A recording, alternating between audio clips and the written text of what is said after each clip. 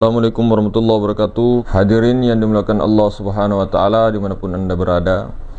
Jadi sebelum kita masuk kepada pembahasan, kita mau cerita sedikit ya. Pada saat tahun 2003 itu mulai pencarian daripada kehausan itu dimulaikan, sehingga tahun 2008 alhamdulillah sudah lumayan. Kemudian di tahun 2010 dengan 2011 itu saya bisa dibilang iblis ya, bisa dibilang iblis sampai sekarang sih mungkin. Jadi sudah merasa paling wow begitu. Artinya sudah tahu cara bersahadat, sudah tahu apa yang dimaksud sholat itu sebenarnya, apa yang ini yang paling dibanggakan dulu. Sembayat tama petu jekne terluka, sembayang yang tiada putus-putusnya, wudhu yang tiada putus-putusnya, wudhu batin maksudnya. Itu sudah dibanggakan, sehingga melihat orang orang berdiri rukuk sujud duduk itu, Allah, capek saja kamu sholat itu tidak ada gunanya. Ya memang begitu Pak. Sehingga saya pada waktu itu tidak pernah sama sekali mendirikan sholat. Bahkan lebaran Idul Fitri, Idul Adha itu satu kali setahun saya tidak berangkat. Sholat Jumat jangan ditanya, tidak pernah sama sekali ya. Jadi karena yaitu dari 2003 pahamnya mulai mencari, terus 2008 sudah lumayan, sudah dipahamkan tentang itu maharuang. Kemudian sampai 2010 puncak kesombongan. Saya akui bahwa seperti rasanya itu kalau sudah bisa bersyahadat itu sudah wali sekali saya ini. Sudah bisa tahu Allah yang maha suci, yang maha ruang itu sudah luar biasa sekali. Padahal ternyata hadirin semulakan, itu baru dasar. Itu baru dasar, pondasi ma'rifat itu adalah dasar dalam sebelum beragama. Iya, dasar. Ternyata saya mengira yang dulunya itu ma'rifat ini yang paling tinggi. Syariat, thariqah, hakikat hanya jalan. Bahkan ketika sudah ma'rifat, itu pun juga harus ditinggal sama sekali. Jadi tidak ada murni fitrah seperti bayi. Ternyata maksud daripada itu semua, ya, maksud daripada itu semua tidak seperti itu. Bukan meninggalkan ma'rifatnya, bukan meninggalkan hakikatnya, syariatnya, thariqahnya, bukan. Tetap digunakan, cuma rasa mengalami itu yang ditinggalkan. Jadi begitu. Jadi praktek amal ma'rifat, praktek ma'rifat khas itu ada di penerapan, ada di amaliyahnya, ada di implementasinya. Bagaimana kita menerapkan itu dengan adab dan akhlak, ada di tasawuf, ada di syariat. Karena ilmu ma'rifat ini bukan ilmu kalam, bukan ilmu cerita. Jadi banyak cerita sekarang itu jadi alhamdulillah bersyukur kepada Allah karena sudah banyak Allah Ta'ala af'alullah, qadarullah. Allah Ta'ala membuka maha suci Allah Subhanahu wa Ta'ala itu. Nah ini dasar semulakan. Ini dasar. Ma'rifatullah itu adalah dasar menyaksikan Allah. Setelah menyaksikan Allah dan kenal Nur Muhammad, terus menyaksikan Allah, barulah bisa bersyahadat. Nah ini dulu saya banggakan. Saya bangga sekali bisa bersyahadat secara hakikat. Puncak daripada ke iblis. Makanya saya bilang guru pertama saya adalah iblis. Guru pertama adalah iblis. Dan guru kita dulu, Puang Andi Sudi dan satu itu beliau tidak pernah terlalu ini. Kerjanya hampir tiap hari marahin saya, suruh begini, suruh begitu. Jarang itu mau bilang ini. Pernah tata cara kholwat, praktek mendirikan sholat, ya paling itu aja. Untuk kepahaman untuk apa itu ndak beliau ini kan. Saya ketika beliau menerangkan kepada salik-salik yang lain, saya mengintip.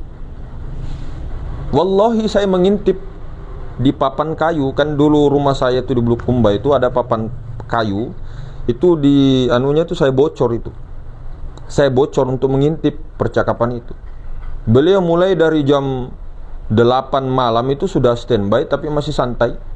Sampai jam 1 malam, jam 1 mulai itu. Padahal saya besok sekolah itu.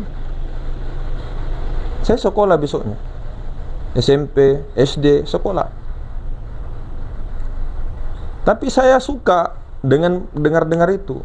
Dan seolah-olah paling luar biasa. Ternyata itu adalah dasar pondasi makrifat untuk bagaimana nanti menyempurnakan syariat. Di situ saya 2010-11 itu, 2010 sampai 2011 itu. Baru di 2012 ya, 2012 di situ saya sedikit tercerahkan karena melihat guru saya sendiri, melihat puang saya. Beliau tetap mendirikan sholat. Banyak murid-muridnya itu tidak mendirikan sholat. Banyak, tapi beliau tidak pernah bilang kamu anu begini, tidak. Karena beliau tekankan dulu ma'rifatnya. Bukan, dan beliau juga tidak bilang begini, kamu tidak usah syariat dulu, ma'rifat dulu, tidak. Dua-duanya tidak apa-apa sambil belajar. Nah, dan saya takjub di situ. Makanya sampai kapanpun saya tetap akan jadi muridnya Puang. Maka dikatakan, siapa yang tidak bersyukur kepada manusia, tidak bersyukur kepada Allah. Karena saya melihat beliau itu adalah selain kakek saya, selain pembimbing rohani saya, dan saya melihat Nur Muhammad Rasulullah tajalli di situ. Meskipun ya hampir tiap hari saya diomelin. Nah memang saya nakal betul dulunya itu. Sering membuat ini ya, sering. Tapi pembuktian itu yang sangat luar biasa begitu. Tanpa banyak bicara, tanpa apa, melihat diamnya saja itu sudah luar biasa lah pokoknya. Saya sendiri mau dibilang terdekat karena satu rumah dengan beliau. Semua cucu-cucunya itu jauh. Ada dekat tetangga tapi tidak terlalu ini. Ya. Tapi saya seolah-olah mengidolakannya. Bukan karena beliau kakek saya tuh dan sebagainya, tidak. Bukan karena apa, memang prakteknya di situ begitulah. Dan cara mendidiknya dan sebagainya. Beliau tidak ada kerjanya, tidak ada. Tapi beliau menghidupi beberapa anak, semuanya. Tidak pernah meminta-minta sama sekali. Bahkan beliau kalau mau ini dikasih, ditolak. Bahkan beliau kasih. Begitu. Jadi ternyata selama ini dengan segala apa yang kita kira bahwa mengetahui cara bersyahadat, kemudian kita itu seolah-olah tidak mau lagi bertasawuf, adab akhlaknya, tidak mau lagi syariat, tidak mau lagi meneruskan perjuangannya Nabi kita. Bahkan terang-terangan umat sekarang itu Pak, murtad tak sengaja. Ya tidak jadi masalah, itu pendapat masing-masing dan memang sudah ini. Cuma jadi kerisauan kepada diri kita, bagaimana kita yang dulunya ya, yang dulunya sebelum ini semua menyebar ya, sebelum ada internet, sebelum ada Google itu sangat-sangat mengidolakan Nabi kita Muhammad sallallahu alaihi wasallam. Ini Nabi kita. Bukan berarti Nabi kita Muhammad SAW terus kita tidak boleh toleransi dengan, enggak, bukan masalah itu. Ini masalah lakum dinukumnya, masalah pendapat, masalah jalan. Kita tidak menyalahkan begini-begini, enggak. Artinya sekarang itu banyaknya dengan kajian-kajian apa, spiritual kah atau apakah namanya, itu berani melecehkan Nabi kita. Padahal kita dulu, Masya Allah, sangat-sangat luar biasa. Jadi kalau memang kita tidak mau ikut sebagai pengikut Rasulullah secara syariat dengan batinnya, ruhaniah, kita jangan menghina. Artinya kita jalankan aja masing-masing, jalankan aja. Kalau kamu mau tidak beragama, mau apakah tidak, terserah. Cuma kalau memang agak kepahaman itu memang benar mengajak kepada kebaikan ataupun kedamaian, kenapa mesti menghina baginda Nabi? Padahal kita tahu bahwa itu adalah ketuanya. Ketua lupa saya. Jadi ketua pemersatu bangsa, negara, umat. Ternyata yang paling dihina adalah baginda Nabi. Apakah itu keajaran budi pekerti akhlak? Kan tidak begitu. Jadi begini, ketika orang sudah belajar seperti ini, yaitu tadi ya, alam bawah sadar kita selalu mengatakan bahwa makrifat ini tertinggi. Sehingga seolah-olah syariat itu kulit, syariat itu rendah. Bisakah dipertanggungjawabkan itu bilang rendah? Malu sama orang yang sudah tanazzul. Kelihatannya pergi ke masjid tidak tahu apa-apa, tidak pernah ngomong makrifat, sekalinya dia sudah tanazzul. Malu kita, Pak. Daripada kita ini bicara-bicara, seandainya tidak ada perintah daripada, untuk apa ngomong-ngomong begini di media sosial? Kemudian kalau kita ngomong begini di media sosial, mampu nggak kita bertanggung jawab? Mempertanggungjawabkannya itu mampu nggak? Adakah nomor? Ya setidaknya minimal kasih nomor YouTube, ladeni chatnya, masukkan. Dia suka tidak suka setelah mendengar, silakan pergi. Ini kita menyebarkan tapi tidak mau tanggung jawab. Tidak ada lagi izinnya sama guru sebelumnya. Ya silakan, itu hak bebas berbicara. Cuma itu semua pasti akan ada pada waktunya. Kita itu akan menyadari semua itu. Pasti ada waktunya itu. Ada sampai di tingkat bosan. Tapi kalau orang yang sudah dapat mandat dengan catatan lahir batin ya, jadi dia harus mempertanggungjawabkan itu. Memang mandatnya begitu daripada guru-gurunya, ya lahir batin ya, bukan hanya rohania. Kalau rohania banyak bisikan-bisikan yang kita tidak tahu, barangkali setan mengaku wali ini, mengaku ininya Soekarno lah, ininya anulah apalah dan sebagainya lah. Jadi perlu hati-hati, rentan dunia spiritual itu. Bisikan-bisikan itu yang paling rentan. Kalau kita seperti itu, ini sama dengan kita itu meninggalkan bagian daripada ad-din, meninggalkan tasawuf, meninggalkan syariat. Kita maunya di tauhid aja terus. Jadi orang tahu itu memandang orang-orang yang tidak bertauhid itu sebagai hewan, binatang, sebagai iblis. Tapi kalau orang yang tauhid, bermakrifat, bertasawuf, dia bersyariat, dia lembut. Karena dia bertasawuf, dia tahu adab akhlak. Adab akhlak.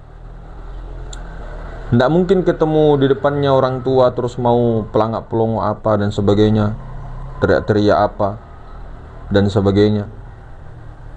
Kalaupun orang yang pangkatnya pangkatnya yang disebut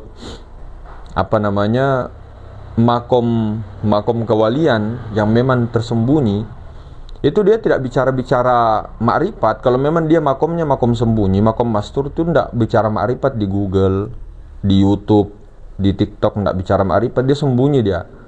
Makanya ada suatu kisah para wali ketika ditahu kewaliannya oleh majikannya, minta mati. Cabut nyawa saya. Kewalian saya sudah di ini. Itu bagi yang mastur. Tapi kalau yang masyhur ini artinya apa? Dia dapat mandat dari gurunya yang lahiriah, yang mursyid juga. Mandat turun.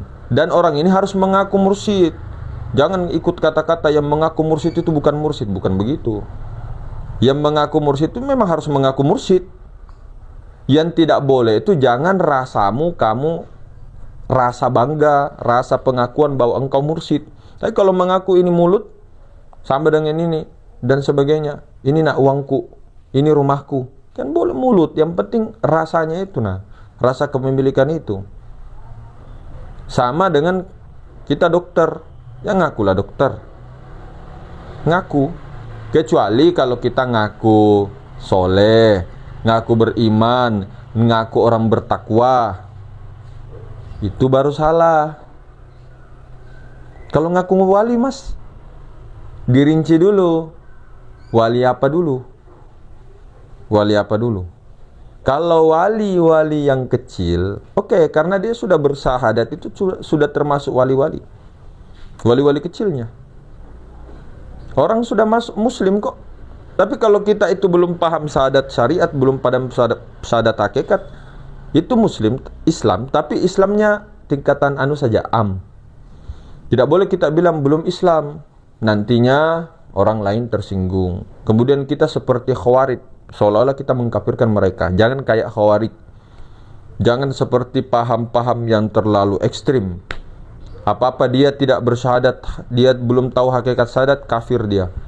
Jangan, nanti seperti kaum sebelah, mengkafir-kafirkan orang.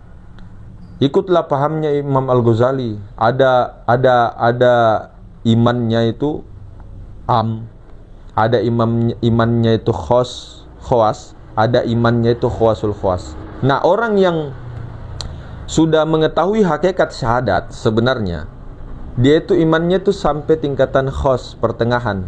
Imannya itu pertengahan, mutawasit. Nah, orang yang masih syahadat burung beo, contoh ya, syahadat yang di mulut saja, cuma diyakini saja, itu syahadat Nah, iman yang paling tinggi, khawasul khawas, ya, iman yang paling al-muntahi, tertinggi itu tadi, dia mengetahui hakikat syahadat, kemudian dia mempraktekkannya, mengimplementasikannya ke dalam kehidupan syariat di syariatullah. Bermanfaat bagi manusia, menyayangi manusia, beradab, berakhlak kepada manusia. Nampak zohirianya, nampak. Tidak lagi kayak orang pelangak, pelongok dan sebagainya, enggak. Itu malah baru perjalanan itu. Nah, ini yang perlu kita tafakuri bersama. Artinya saya tidak mengajak siapa-siapa. Hanya cerita di sini, hanya cerita. Kalau mau dengar silakan, mau dibuang dibuang. Kalaupun berbeda pahamnya yang beda, ya enggak jadi masalah. Kalau mau sama paham juga enggak jadi masalah. Bebas, enggak bisa kita memaksakan orang-orang harus paham saya dan sebenarnya tidak. Enggak boleh. Jalurnya beda. Jalurnya beda. Meskipun beda, jangan kita berpecah. Satukan terus, jangan berpecah. Nah, itu juga pesannya daripada guru kita sebelumnya. Jadi kalau ada orang mengatakan, apa itu kata gurunya, kata ini. Lah kalau kita bilang kataku, itu namanya nafsu nanti jadinya. Kata saya, menurut saya itu, kalau di dalam bab tasawuf itu kurang adab. Sama dengan kita itu langsung Allah saja. Apa itu Rasulullah itu makhluk, itu orang tidak belajar tasawuf itu. Dia hanya tauhid tok. Nah, orang tauhid saja dibanggakan. Saya begitu dulu. Keras betul, keras. Pokoknya orang itu semua hewan semua sudah. Tidak tahu hakikat syahadat, percuma kau sholat. Hitam kau punya jidat itu, percuma kau. Untuk apa kau sholat, nyembah tembok? Begitu. Bahkan sampai minum ballo. Orang tanya, dek, Kau tidak sholat kah? Apa itu sholat? Siapa yang menyembah? Siapa yang dipersembahkan? Di mana letaknya sholat?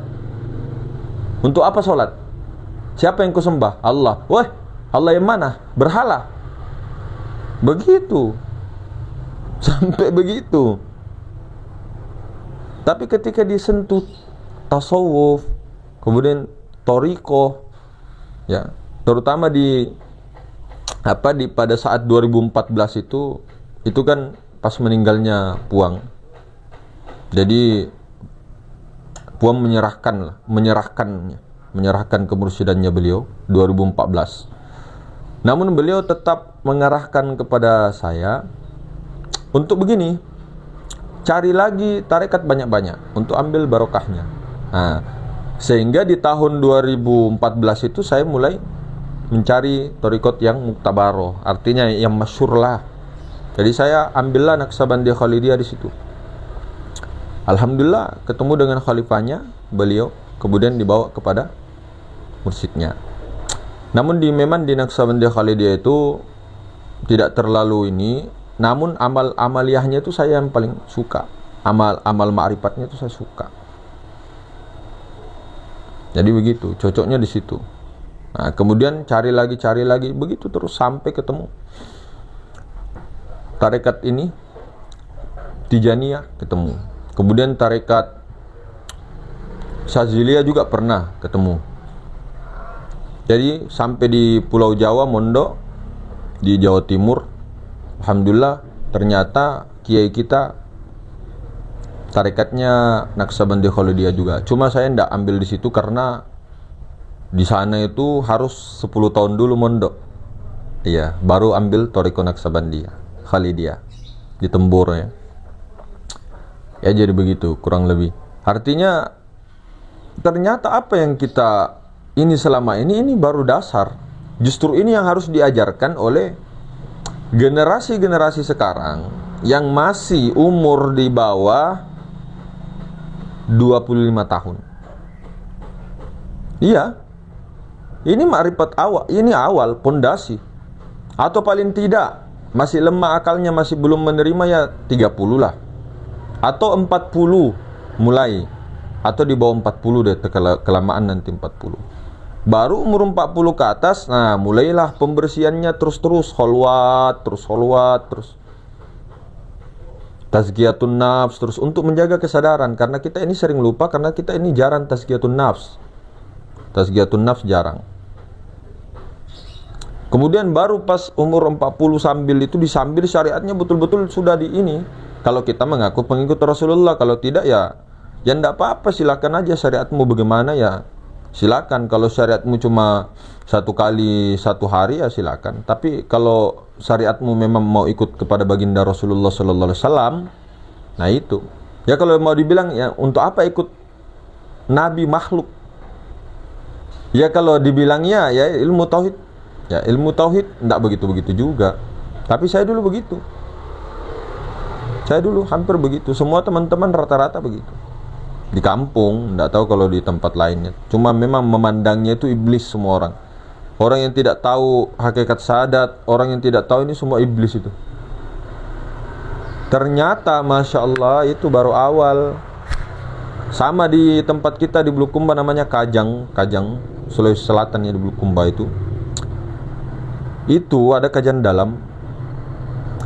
Di sana itu yang asing itu syariat, Pak. Syariat yang asing. Karena di sana itu diajarkan dari kecil ma'rifat ketuhanan, spiritual.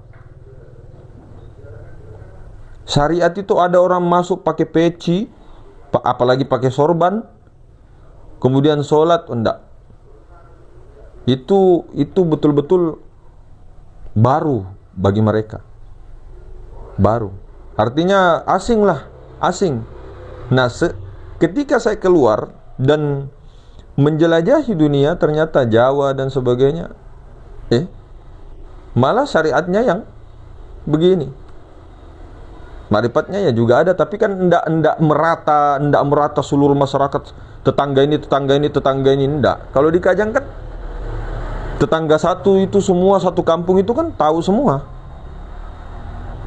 Penjual-jual juga Kalau di luar, di Kajang luar atau kan di bagian Bulukumba sana itu, ya tukang-tukang minum kopi, minum jamu, emak-emak sambil menyapu ngomongnya tauhid marifat. Itu kalau di Bulukumba, enggak tahu kalau di tempat lain. Karena yang saya rasakan begitu di tetangga-tetangga dulu begitu. Ya. Sampai di sekolah bahasnya begitu. Sambil minum tuak. Iya. Keluar main atau istirahat, minum lagi tuak dan sebagainya. Baru masuk belajar. Begitu. Ternyata itu baru awal. Memang anak-anak di sana itu rata-rata biasanya disuruh dulu sama orang tuanya, nggak usah dulu kamu terlalu jos syariatmu, perbaiki dulu kau punya batin. Di sana begitu. Bahkan ada yang sama sekali mengatakan, pokoknya jangan dulu sholat, celaka kau nanti. Ada yang sampai begitu, fanatik. Ada juga yang agak netral lah. Kamu sambil belajar syariat, sambil belajar sholat, tapi yang paling penting itu juga kamu batinmu itu harus tahu hakikat syahadat. Kenapa kau disuruh bersyahadat? Karena syahadat ini adalah kunci. Satu kunci ini bisa dipakai untuk semua amaliyah. Kalau sudah paham syahadat, jadi tidak perlu lagi tanya, bagaimana nanti kalau mendirikan sholat?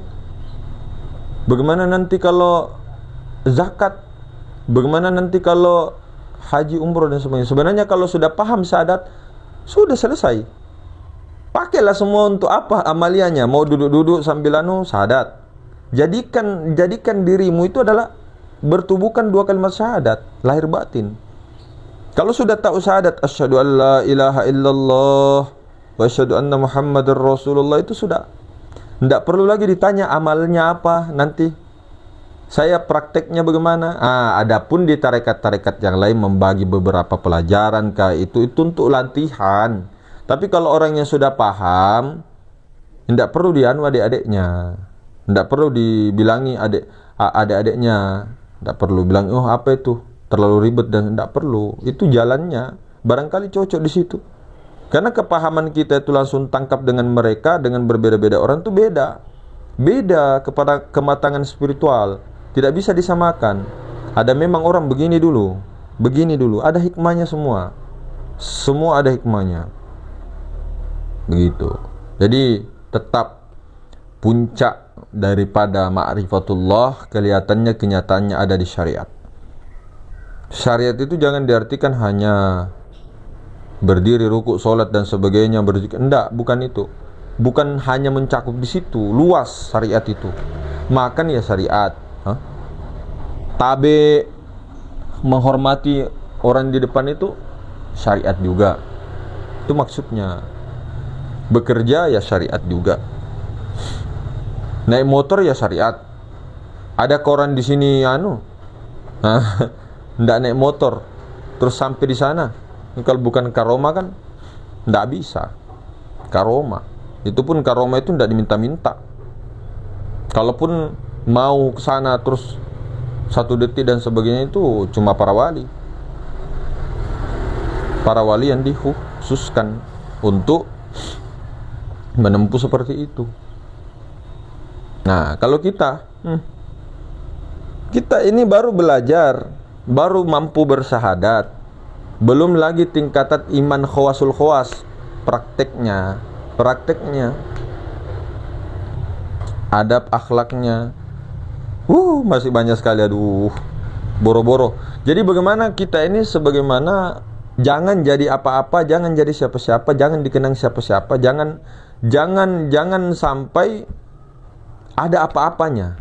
Akunya ini supaya hilang di sini. Bukan kita jadi gila dan sebagainya, sengaja gila atau bagaimana. Enggak, akunya itu akunya Allah di situ tajalli, bukan kita. Jadi meskipun kita mengatakan motorku, rumahku ini, bukan lagi. Cuma untuk menjaganya itu itu yang perlu. Makanya disuruh istighfar, disuruh la ilaha illa anta subhanaka inni kuntu minadh dhalimin rabbana zalamna. Itu semua istighfar itu mengembalikan bahwa saya ini minta maaf ya, saya lupa kesadaran. Saya kembalikan lagi sifat ma'ani ini kepadamu. Lembutnya kan istighfar kan hakikatnya kan begitu. Itu maksud istighfar. Bukan hanya dosa-dosa. Nabi Adam dihukum bukan hanya karena begini dengan Siti Hawa. Itu memang berdosa karena belum sah, belum menikah di surga, belum dinikahkan oleh Allah, belum. Sehingga Nabi Adam melanggar, jangan dekati syajarah itu. Nah, itu kan cerita. Apakah dosa itunya? Bukan. Ternyata dosa yang paling besar tidak diampuni Nabi Adam itu adalah lupa dirinya dari Nur Muhammad. Nur Muhammad tidak lain tajalli daripada Nur Zat, Nurullah. Begitu. Jadi mudah-mudahan kita semua dengan perenungan-perenungan ini, mudah-mudahan ya sama-sama kita diberikan rahmat istiqomah semuanya.